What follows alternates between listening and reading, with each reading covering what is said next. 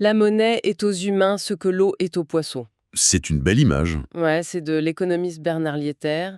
Et en fait, l'idée, c'est que l'humanité entière baigne dans un tourbillon incessant de transactions, d'échanges, de prix. Et on s'en rend même plus compte en fait. C'est ça, ouais. Cet environnement nous semble tout aussi naturel et en même temps tout aussi insaisissable que l'eau pour un poisson. On le tient pour acquis, on se pose pas la question. C'est vrai que c'est le point de départ idéal pour notre exploration en profondeur d'aujourd'hui. Carrément. Je suis ravie d'être là pour en parler avec toi. Parce que quand on s'arrête là-dessus 2 secondes, on manipule de l'argent tous les jours, on en gagne, on en dépense, on a peur d'en manquer, mais on se demande presque jamais ce que c'est réellement, dans son essence, je veux dire. Et c'est une observation super importante parce que la monnaie, c'est pas un instrument neutre. C'est pas une espèce de force de la nature qui aurait poussé sur un arbre, tu vois. Non, c'est une technologie. Absolument. C'est une technologie et surtout une construction sociale. La façon dont on crée cet argent, la façon dont on le distribue, dont on le détruit parfois, c'est un impact direct sur la société. Ça façonne nos motivations. Voilà. C'est décide des projets qui vont voir le jour et de ceux qui vont être abandonnés. Et pourtant, on a tendance à voir ce système comme sacré, inaltérable. On oublie complètement que son architecture, elle pourrait être totalement différente. Et c'est exactement la mission de notre discussion aujourd'hui. On va plonger dans les concepts d'un ouvrage qui est honnêtement captivant.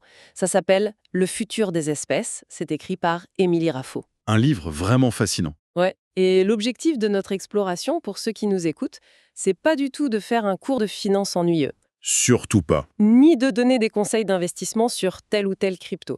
L'idée, c'est vraiment de comprendre comment la monnaie pourrait être réinventée pour changer notre société en profondeur. Et c'est une réflexion qui s'adresse vraiment à tous les curieux. Exactement. Pas besoin d'être un génie de la tech ou de l'économie. Le but, c'est de saisir ces bouleversements sans se noyer dans le jargon. Et du coup, cette réflexion soulève une question centrale, une problématique qui sert un peu de fil rouge à toute l'analyse du livre. Et si on pouvait programmer l'argent? C'est fou quand on y pense. Ouais. Et si on pouvait faire en sorte que notre monnaie reflète nos valeurs morales, nos objectifs écologiques, plutôt que de juste laisser les clés de la création monétaire aux banques centrales? Qu'est-ce que ça changerait au quotidien si le système récompensait automatiquement les bons comportements? C'est la grande question. Bon, on va décortiquer ça parce que c'est une prémisse qui est juste énorme. Mais je crois que pour comprendre comment on pourrait réinventer cette machine, il faut d'abord revenir à l'origine, à comment toute cette révolution a commencé.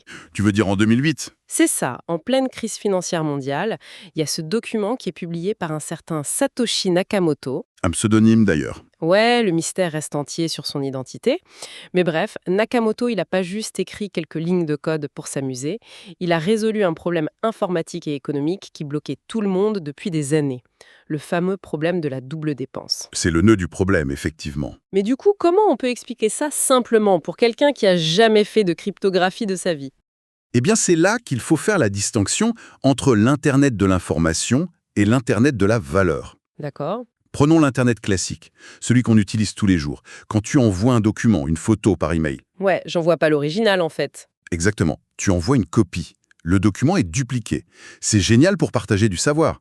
Mais pour de la monnaie, c'est une catastrophe. Ah bah oui, c'est sûr. Si j'ai un billet de 10 € numérique, que je te l'envoie, mais qu'une copie reste sur mon ordi, je peux aller dépenser ces mêmes 10 € à la boulangerie juste après. Et puis une troisième fois, une quatrième fois, le système fait faillite instantanément. C'est la planche à billets infinie version hacker. C'est ça. Donc jusqu'en 2008, la seule solution pour empêcher ça, c'était d'avoir un arbitre central, une banque. Qui tient les comptes? Voilà, la banque vérifie que tu as bien les 10 €, elle les retire de ton solde, elle les ajoute à celui du destinataire. Et Satoshi Nakamoto arrive et dit qu'on n'a plus besoin de cette banque. Grâce à la technologie qu'on appelle la blockchain. C'est vraiment l'avènement de l'Internet de la valeur. Au lieu d'avoir un grand registre caché dans le coffre d'une banque privée, on a un immense fichier tableur public. Un peu comme un fichier partagé en ligne. C'est ça. Mais il est hébergé simultanément par des dizaines de milliers d'ordinateurs dans le monde entier, ce qu'on appelle des nœuds. Donc, si je reprends l'analogie du livre, au lieu de faire confiance à un seul banquier, on fait confiance à un réseau mondial. Et pour rajouter une ligne sur ce tableur, pour valider une transaction, il faut que la majorité de ces ordinateurs se mettent d'accord. Via un calcul mathématique complexe. C'est ce fameux consensus, personne ne peut tricher dans son coin, les autres rejetteraient la modification directe. C'est brillant. Et du coup, comme c'est décentralisé, on peut y intégrer une politique monétaire inaltérable. C'est le cas de Bitcoin, oui. Sa politique est déterministe. Elle est gravée dans le code depuis le premier jour. Avec cette idée de rareté absolue, c'est ça. Oui, le système est calqué sur l'or, Il n'y aura jamais plus de 21 millions de bitcoins, pas un de plus. D'où l'expression or digital. Et la création de nouveaux bitcoins ralentit tous les 4 ans. C'est fou comme c'est à l'opposé de nos monnaies étatiques. Ah ben totalement.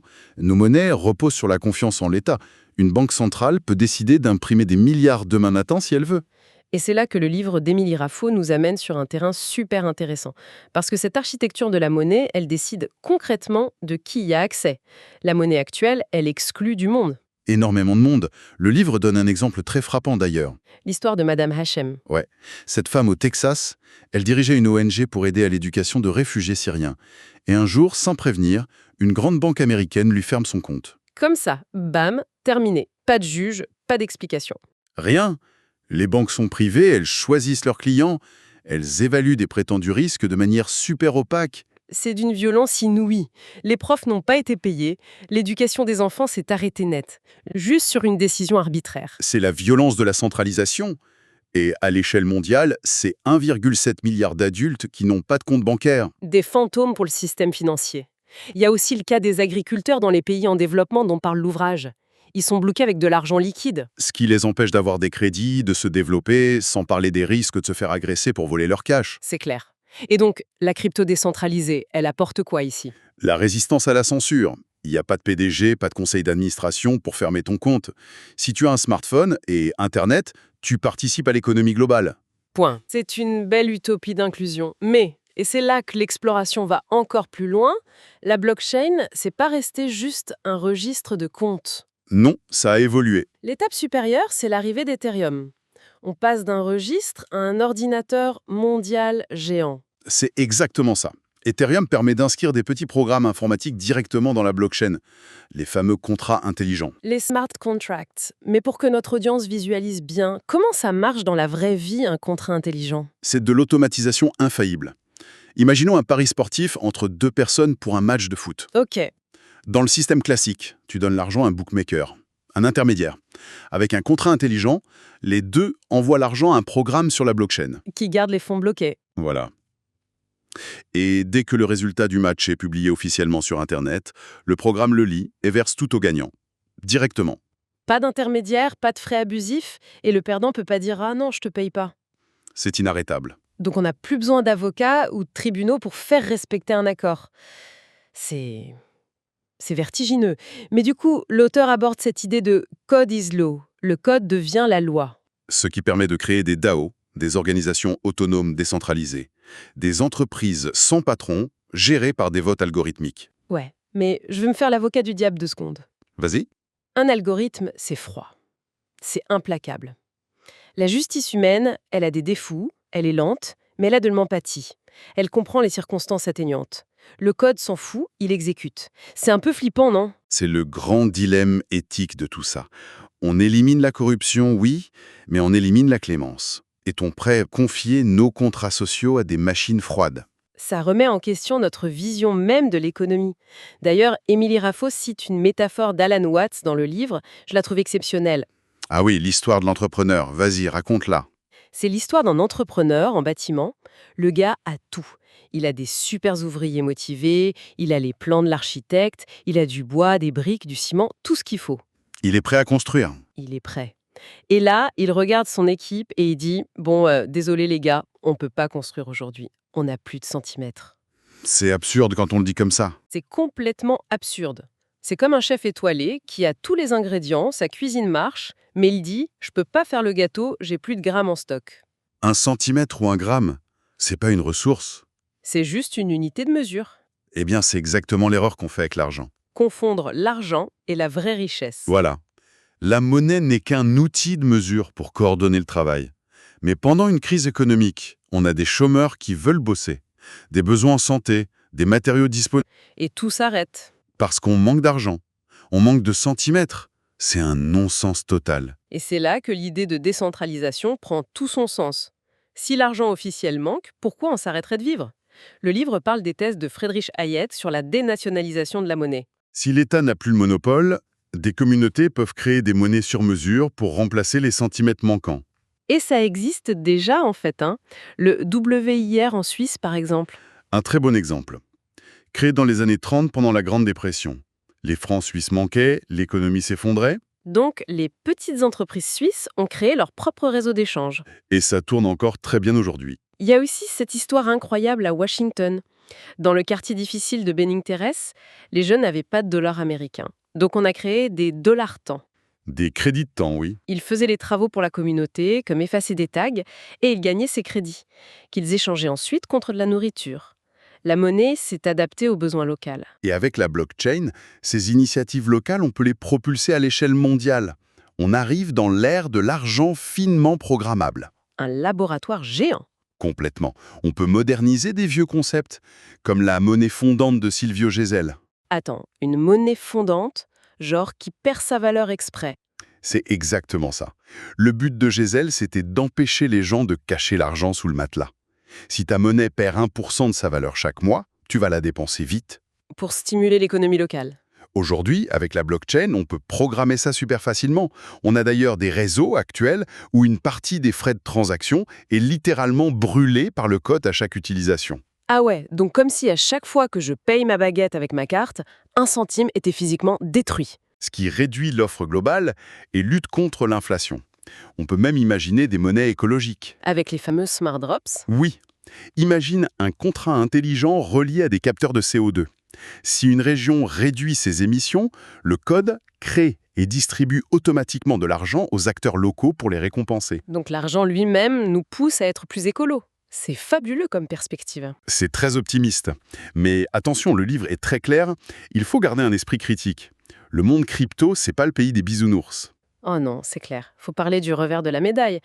La dérégulation totale, c'est aussi la porte ouverte à un anarchisme financier assez sombre. Un écosystème où certains veulent juste détruire l'État, sans foi ni loi. Sans régulation, c'est le Far West. On l'a bien vu avec la bulle des levées de fonds il y a quelques années, les fameuses ICO. Une prolifération d'arnaques. Des gens créaient un site web avec de belles promesses, récoltaient des millions et fuite disparaissaient dans la nature le lendemain. Et puis, il y a quand même une grosse hypocrisie de certains acteurs qui se disent décentralisés. Tu penses aux stablecoins comme Tether? Ouais, ces monnaies numériques censées être adossées au dollar. Ils sont soupçonnés de faire des réserves fractionnaires. Un mécanisme très bancaire, ironiquement. Pour imager, pour ceux qui nous écoutent, les réserves fractionnaires, c'est comme un vestiaire de boîte de nuit qui donnerait 1000 tickets de manteau alors qu'ils ont que 100 vrais manteaux derrière. En espérant que tout le monde ne vienne pas en même temps. Voilà. Mais si c'est la panique et que tout le monde veut récupérer son argent en même temps, c'est l'effondrement total. C'est le fameux bank run. Et d'ailleurs, il y a un problème macroéconomique de fond avec les cryptos purs. Et la crise du Covid en mars 2020 l'a prouvé. Ah oui, quand tout s'est effondré. Les marchés traditionnels ont paniqué et les cryptos ont plongé avec eux. Mais la différence, c'est la réaction. Parce que les États, eux, ils ont sorti la planche à billets. Des milliards injectés pour payer le chômage partiel, sauver les entreprises. Dans le monde du Bitcoin, il n'y a pas de planche à billets, pas de banque centrale pour venir te sauver en dernier recours. Quand ça chute violemment. Les puristes te diront que c'est sain, que ça nettoie les mauvais acteurs. Mais pour l'économie réelle des familles, c'est une instabilité beaucoup trop dangereuse. Et face à ce Far West, l'économie traditionnelle se laisse pas faire. Les États contre-attaquent avec les CBDC. Les monnaies digitales de banque centrale. Christine Lagarde s'y intéresse de très près. Sur le papier, c'est la fusion parfaite. La technologie de la blockchain, sa rapidité, combinée à la sécurité d'un État souverain. Sauf qu'en pratique, ça se heurte au fameux trilemme de la blockchain. Sécurité, décentralisation, rapidité. C'est ça. Mathématiquement, un réseau ne peut maximiser que 2 de ces 3 caractéristiques. Si tu veux que des millions de citoyens puissent payer leur pain en 1 seconde avec une sécurité absolue, Tu dois sacrifier la décentralisation. exactement, l'État reprend le contrôle total. Et là, on touche à un point ultra sensible pour les libertés individuelles. Si l'État gère une monnaie numérique centralisée, il peut tracer le moindre centime dépensé en temps réel. Fini l'anonymat du cash. C'est la porte ouverte à une surveillance de masse. On pourrait même imaginer un gouvernement qui met une date de péremption sur ton argent pour te forcer à consommer. Ou qui te bloque ton compte en un clic parce que tu as manifesté. Le risque technologique est bien réel. C'est pour ça qu'il faut comprendre ces nouveaux équilibres de pouvoir. Du coup, si on synthétise un peu toute cette exploration du livre d'Émilie Raffo, le vrai enjeu, c'est pas de deviner quelle crypto va faire x10 le mois prochain. Non, l'enseignement majeur, c'est que l'architecture de la monnaie n'est pas une fatalité. Les crypto-monnaies aujourd'hui, ce sont des laboratoires à ciel ouvert. C'est ça. L'idée, c'est pas forcément de tout brûler et de remplacer l'euro par un algorithme. c'est plutôt la coexistence. Des monnaies officielles à côté de monnaies programmables locales gérées par des communautés pour des valeurs écologiques ou sociales. Bimonnaie qui comblerait le manque de centimètres dont on parlait tout à l'heure. C'est vraiment une invitation à repenser notre démocratie économique. À utiliser les outils de demain pour reprendre le contrôle de nos échanges. Bon, avant de se quitter, j'aimerais lancer une petite pensée provocatrice à méditer pour notre audience. Je t'écoute. Si on va vraiment vers un monde d'argent programmable, un argent qui récompense automatiquement les bons comportements ou punit les mauvais, est-ce que nos portefeuilles numériques vont devenir nos carnets de notes moraux? Ouh, le registre ineffaçable. Ouais. Si chaque centime gagné ou dépensé est gravé pour toujours sur une blockchain transparente, le droit à l'oubli financier va-t-il totalement disparaître? C'est une perspective qui donne le vertige. Une sacrée question à garder en tête en attendant notre prochaine discussion. Merci de m'avoir accompagné pour cette plongée fascinante. C'était un plaisir, merci. À très bientôt pour une nouvelle exploration.